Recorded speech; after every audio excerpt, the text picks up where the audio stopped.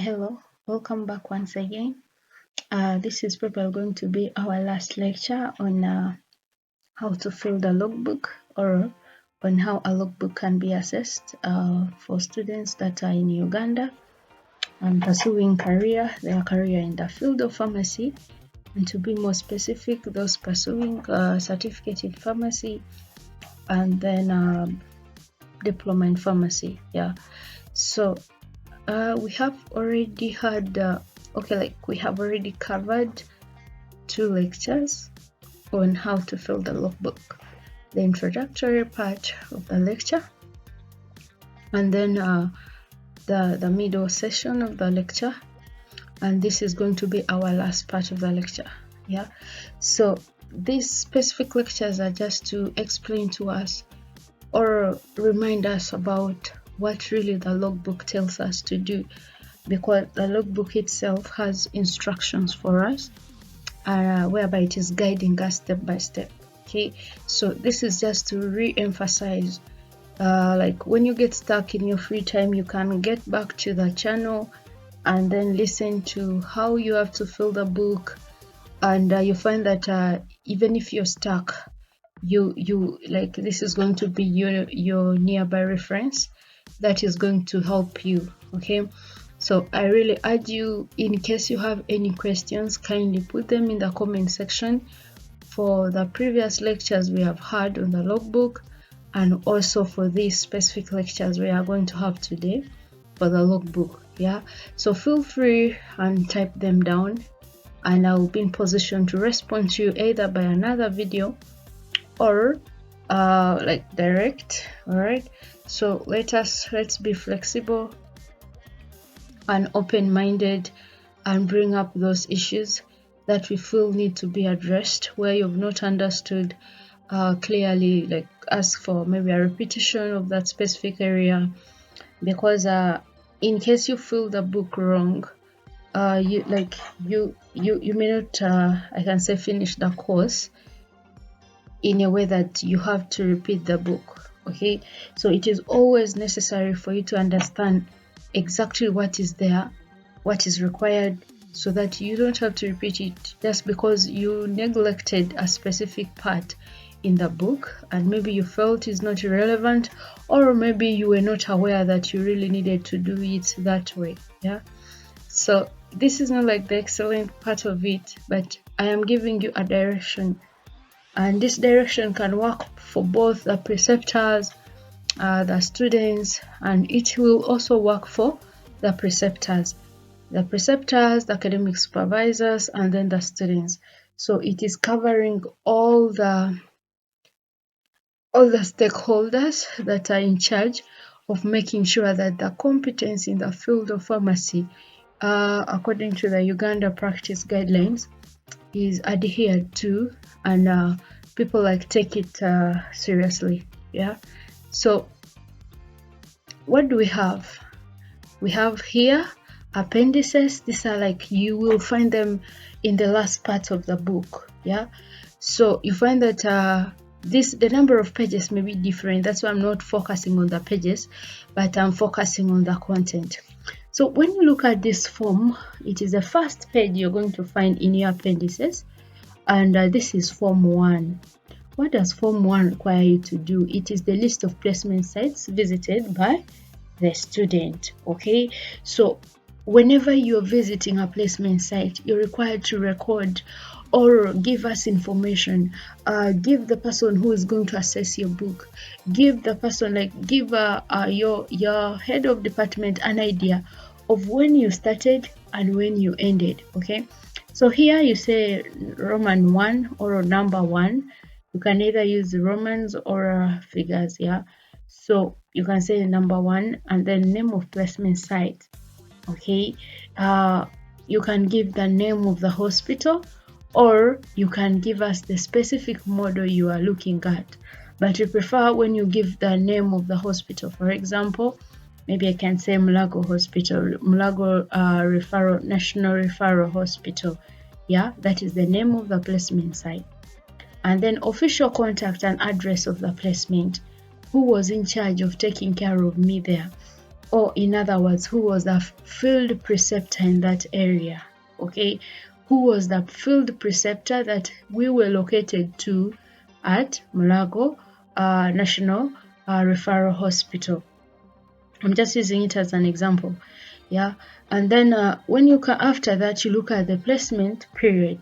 When did we start? For example, maybe I'm starting today, and today is 14th of is it April? Yeah, 14th of April 2025, and then maybe we are ending after a month. Okay, so after a month, that's around 14th of May 2025.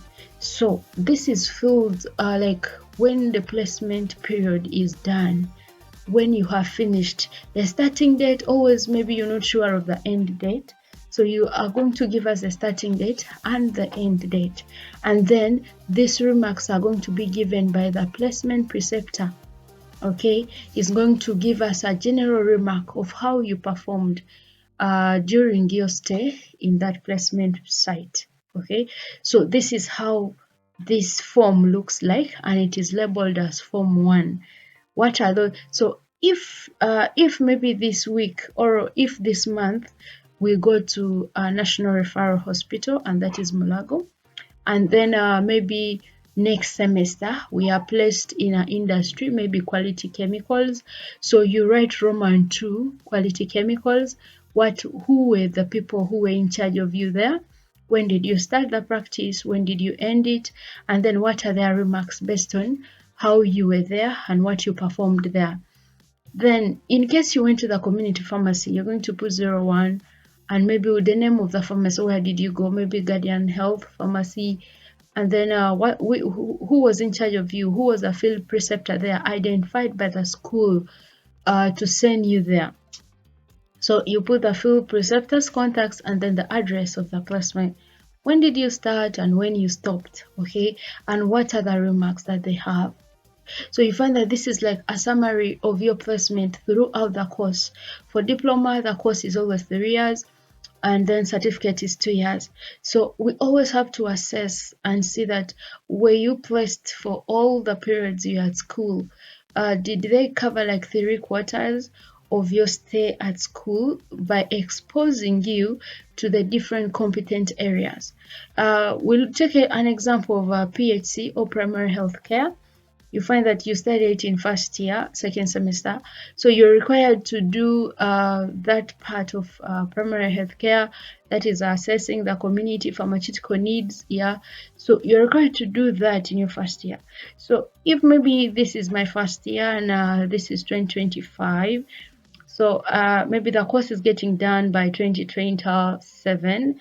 So like my first or my Roman 1 here should at least have a 2025 session. Okay, and then like maybe my last thing here or in this page should have 2027, like some part of 2027. Okay, so you find that it is cutting across all the 3 years that you have been at school. Okay, for those who study for 2 years, that's for certificate, it should also cut across, like they want to look at, were you exposed, did you have a chance to visit these different field placement sites? Like maybe I can say 3/4 of your stay at school, because it's always good to first do the theory and then do the practical bit of it. And the practical bit or the field placements, you find that you are not there, like cannot be done at school, cannot be done in your library. Classwork alone is not enough. You need to interact directly to the patients, and you find that in your lab you are not going to have a chance to have your patients there, because a lab majorly is for pharmaceutics and then pharmaceutical practicals. So you find that there is no hands-on with patients. Okay, so the more you get exposed to patients, the more you become confident of what you're doing, because every time you're interacting with them, you're building confidence in the data you have or the content you have. You're building your confidence in interacting with your patients, and you're also building more knowledge. Okay, As you interact, you get challenged and you're able to like get back and read about that thing. Alright, so that's page 75. Your book may be numbered differently, but just appreciate that. Write your student name, your registration number, and make sure it is signed. So what about Form 2? This is how Form 2 looks like. So Form 2 looks at the summary of exposure and experiences that you have incurred throughout that placement. Okay, so for example, you put your name there, the name of the student, and your registration number. And then here I say this is my Roman 1 or 01, and then the date. Okay, for example, if I have been exposed to pharmaceutical needs assessment or community needs assessment, and that is always page I think 14 for the diploma class, and then that primary healthcare for certificate class. Yeah, so you put the date, okay, and then what was the placement site, where did you go? Okay, maybe like I was giving in the previous slide that you talk about Milago Regional Referral, maybe is where you went. Okay, and then what were you exposed to, like what was the goal or objective of that placement? If it was to assess pharmaceutical community needs, are you in position to gather community and assess their needs there? And if not, where do you need to go then? So, or maybe you can also be exposed to, maybe I can say, dispensing of medicine. So dispensing under your curriculum, you find that you are studying it in your second year, second semester, yeah, of the course. So if you're exposed to dispensing, that's your exposure, maybe dispensing of medicine. And what are the experiences you got? Okay, maybe you have now experience in labeling of those packaging material, or labeling of patient's medicine. Maybe you have experience in giving information, like giving information to patients, drug information to patients. Maybe you gained experience in receiving of a prescription and understanding that prescription, or interpreting the prescription. So you find that exposure and experience are a bit quite different. Okay, you are exposed in a specific area, and in that area you are able to gain experience from it. Okay, without exposure you don't get experience. Yeah, so you need to get exposed to a specific activity, and then you attain experience from that activity. Maybe if you went for pharmaceutical assessment or pharmaceutical community needs, that is for PHC. So what will be your exposure? You give us that as your exposure. Maybe the exposure was to assess the needs. And then what was your experience?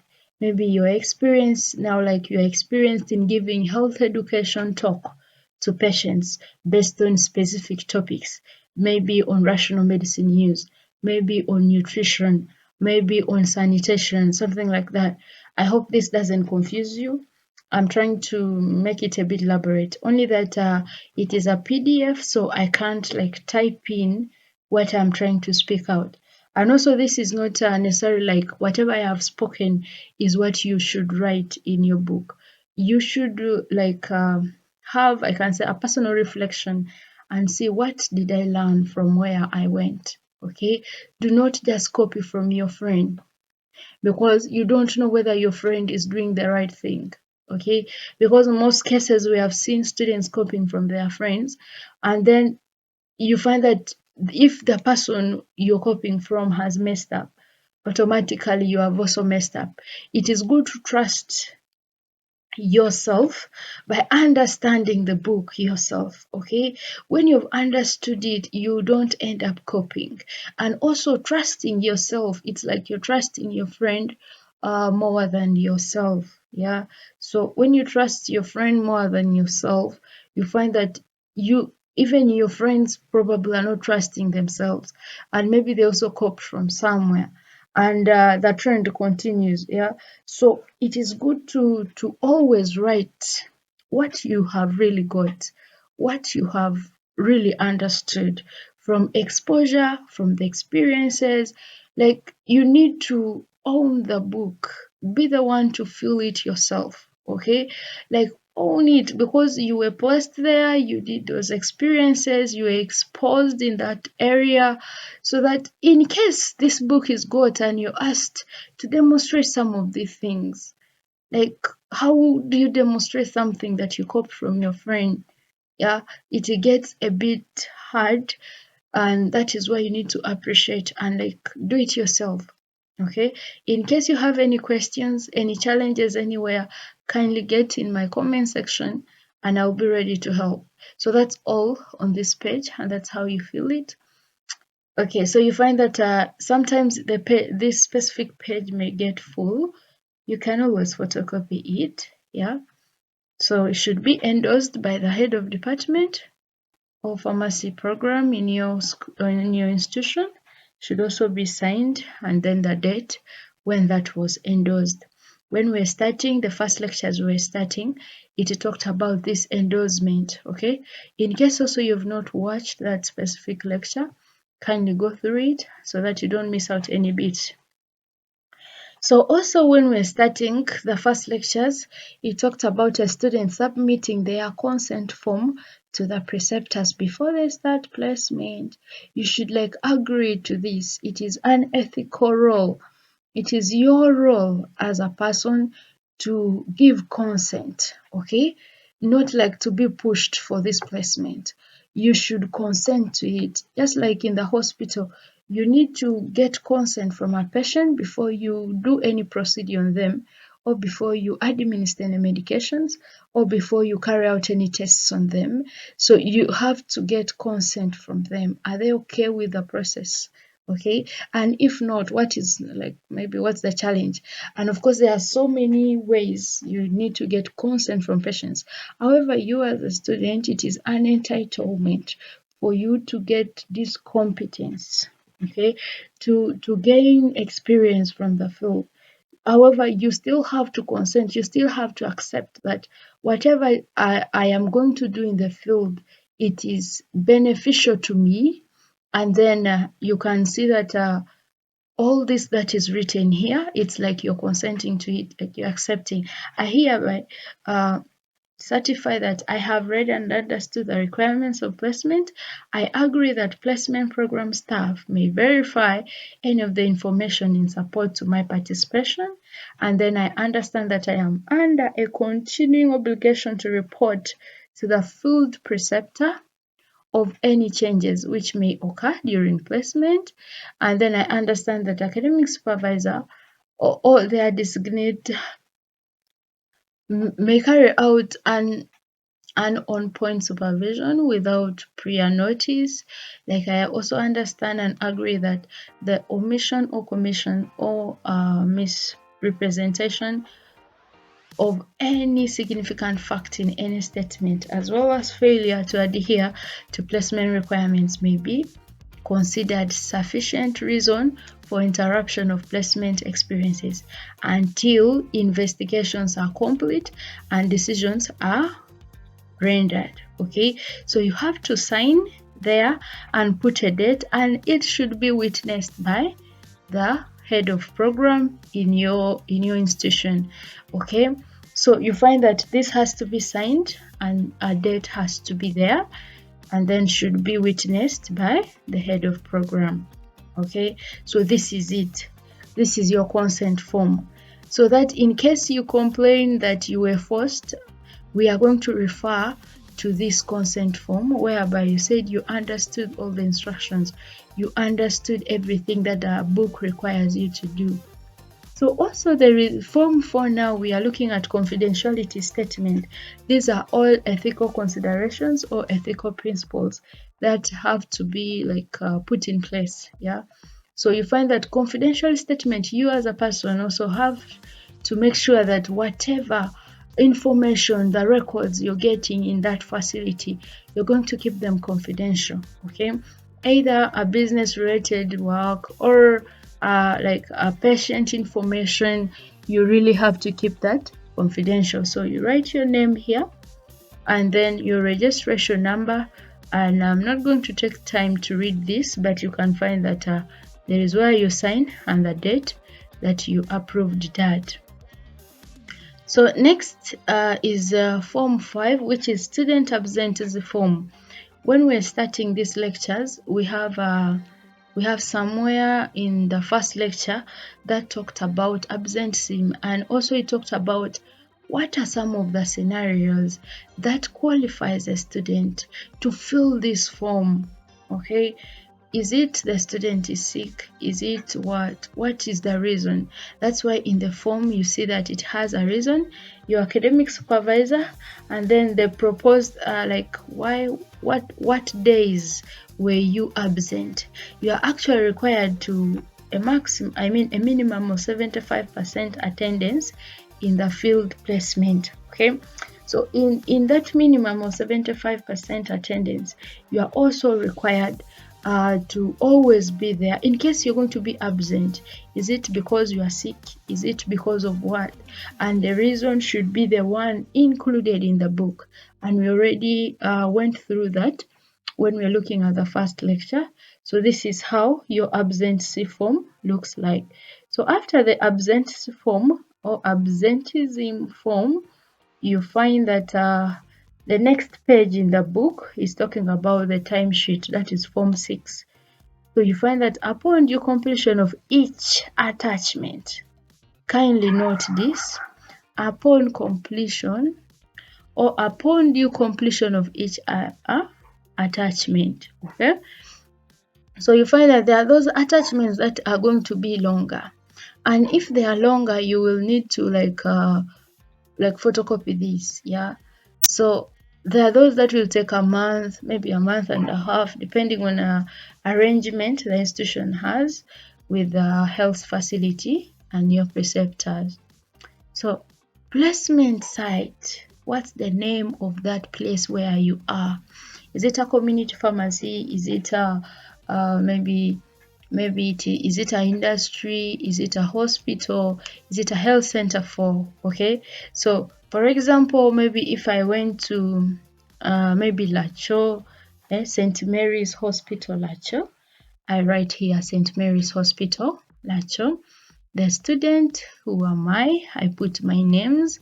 The preceptor, they put their details, and the site is the same as the placement site. So when did I start this period and when did I end? That's why we ask, that's why here it is indicated each attachment needs its own timesheet. Okay, because you're not going to have two attachments having the same timesheet, and yet this is one, like this other information up here is one, and you find that in those different attachments you have different people there, or preceptors, or even the place where you're going. So you find that when we're starting these lectures of the logbook, in the introductory part, like I was telling you, we are just re-echoing what is already written in the book. It was talking about the minimum number of hours you should be in the facility or in that attachment site per day should be 8 hours. Okay, so here I have to write the date, what was my time in, or the preceptor has to put there the date, your time in, time out, and then how many hours did you take, and then the preceptor signs. It is always encouraged, let the preceptor fill this every day whenever you're going, because when you wait until maybe the end of the time or the end of the placement site, you find that the number of days you will have stayed there are going to be longer, and they are going to get, I can say, fatigued. Okay, so if they can do it every day, negotiate with them. They are very cooperative people, the preceptors. So negotiate with them and let them sign them every day, just to avoid inconveniencing them at the end.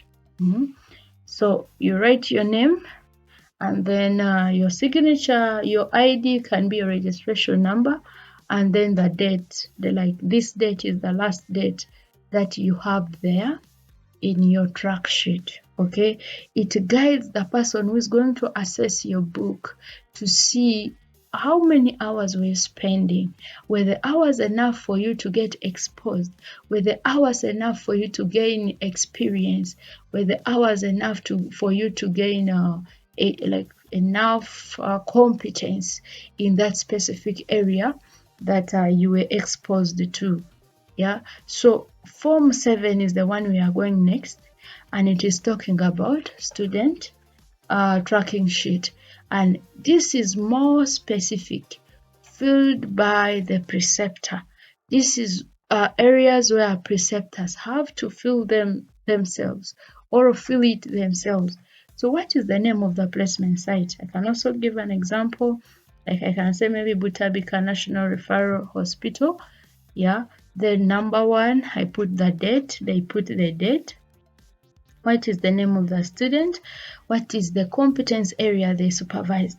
So now the competence area supervised, you're going to get them from your learning assessments.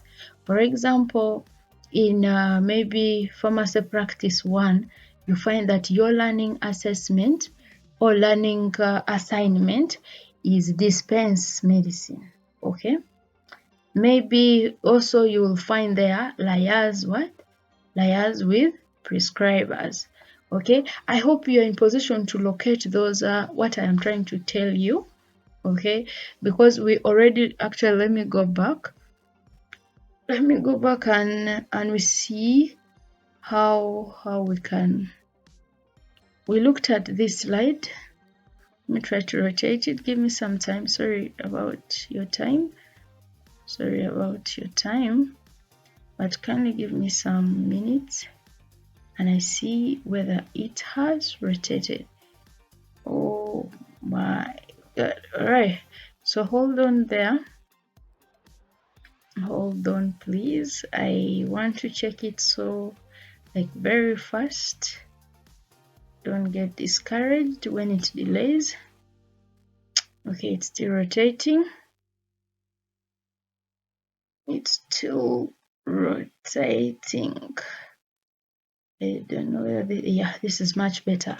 Yeah, so what I'm trying to say, that under this module of pharmaceutical chemistry, my learning working assignment is carry out qualitative analysis of pharmaceuticals. So now on those competence areas supervised, your preceptor should write there, carry out qualitative analysis of pharmaceuticals. And in every module they are written there, maybe dispensing medicine, maybe liaise with prescribers, maybe store medicine, maybe distribute them. Yeah, that's what I'm trying to say. I hope that makes sense now. I hope it makes sense really. I hope it makes sense to you. All right, so that's how that goes. Okay, that's how that goes. All right, so this is where we are. So you find that what I'm talking about is this competent area supervisor, and then the name and signature of the site preceptor. Let the site preceptor write their names and their signatures. Okay, let them not get tired writing their names and what and signatures. That is 81.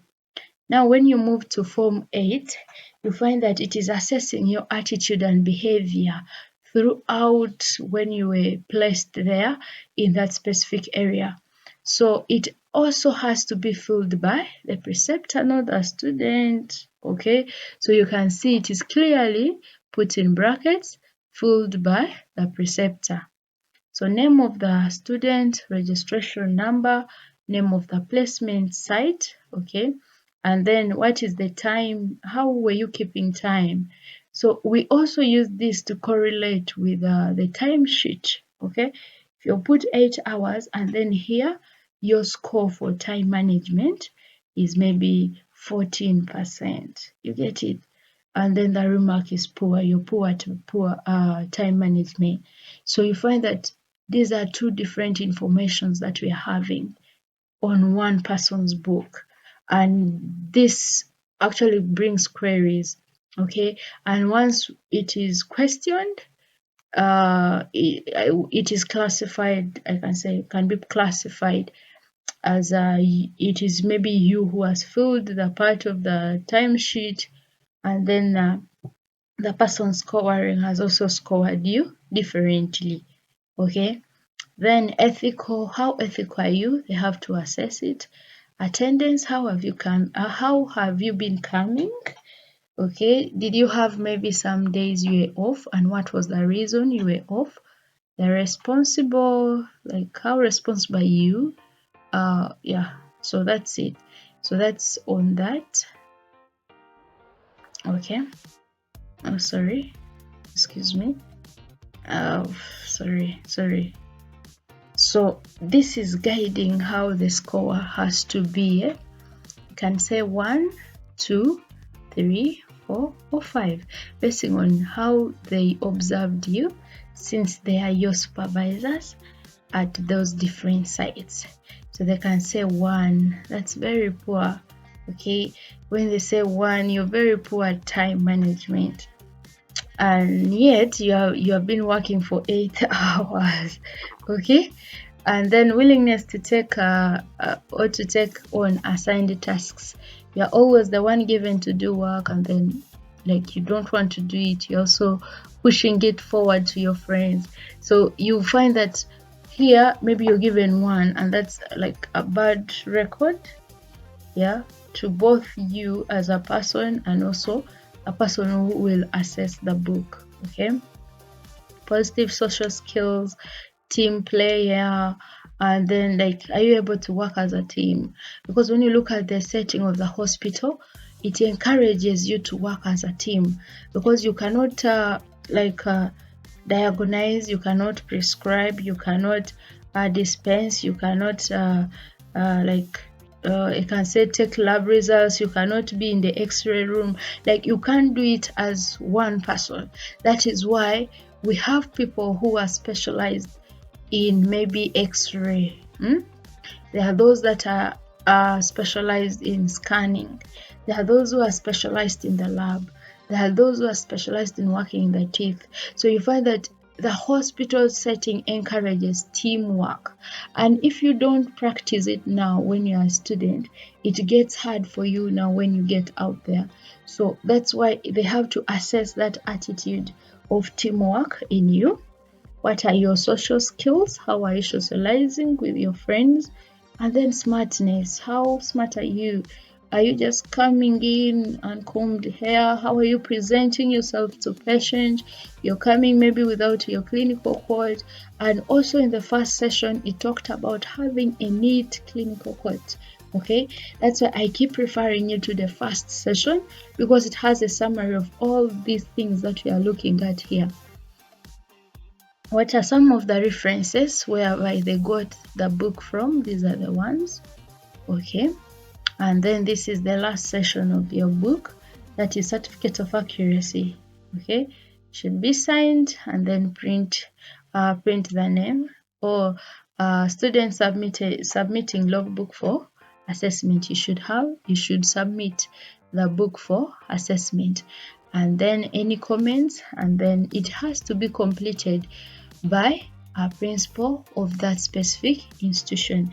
If it is not completed by the principal, that book is not authentic and it cannot be assessed. Okay, and if it cannot be assessed, you find that it is going to affect you as a person, because why haven't they I can say authorized, or not really that, like it is not authentic. Yeah, that's the term I can use. The book is not, because if the principal of the school has not verified that for sure what is inside this book, the students were placed, the students gained the competence, the students are part of this institution. Okay, because you will fill the book, and there is a first part of the book which has the name of the institution, but if it is not signed, there is an approved here in this page by the principal of that school. It shows that I can say, a ghost student, in a way that you don't exist in that school, because this is like it has to be approved and accepted by the principal that you really exist in that school. Yeah, so this brings us to the end of our session of a logbook. I want to really thank you so much. If this whole lectures made sense to you, kindly subscribe to this channel, share content in this channel, and like content in this channel. Thank you so much for supporting Grapham Academy. This is Grapham Academy, where we bring to you different lectures basically on pharmacy related course units, and today we majored on logbook, so that even if you are maybe at home in your free time, you are able to understand the book. Okay, once you understand it, you are able to do the right thing, not copying from your friends. I wish you all the best. I wish you all the best in your career of pharmacy. Stay blessed. Keep loving Grapham Academy. I wish you good luck.